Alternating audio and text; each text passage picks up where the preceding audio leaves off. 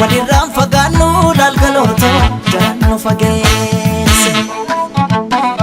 Diiganii gaara sanaa gaara diigamuu malee nu baasan addaan baanee nu addaan ba'uu malee. Sooretti haadha sooree irbaanii rabuusa qabaay seeqanii sesseeqanii kan gargaar nu baata anjaraayin.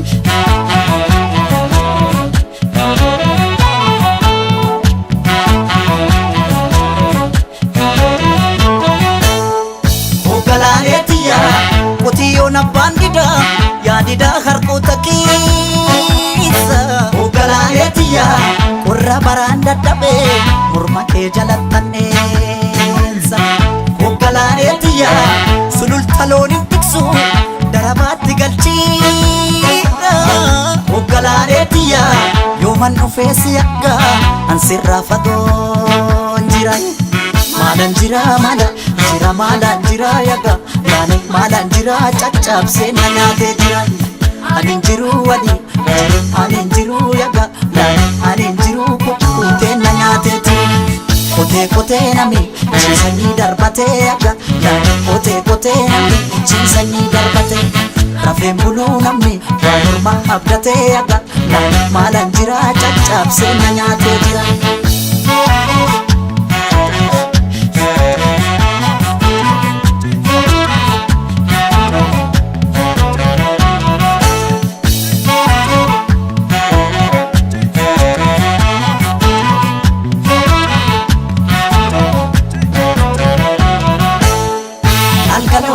Gullalleen kan tufaa laalgalooto gaara bichuu turii laalgalooto galaan finfinnee maasee laalgalooto sila akka jaalalaa laalgalooto walirraan fagaannu laalgalooto jalaan nu fageesse.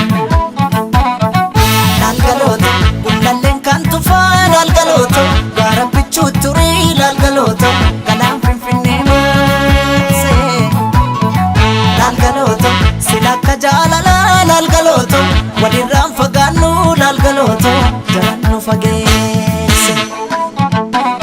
Diiganii gaara sanaa gaara diigamuu malee nu baasan addaan baanee nu addaan ba'uu malee. Sooretti haadha sooree irbaanii rabuusa qabaay seeqanii sesseeqanii kan gargaar nu baata anjaraayin.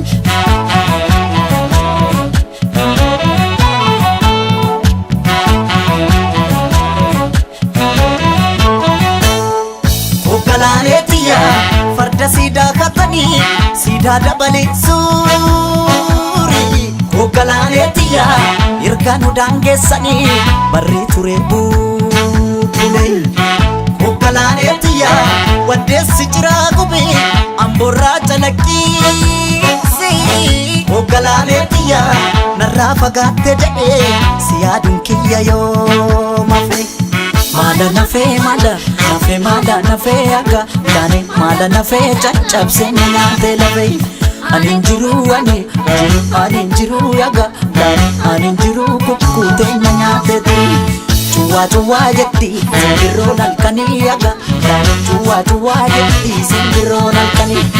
Nama garaan dhaane namammoon arganii yaga maalan jira caccabsee na nyaatee jira.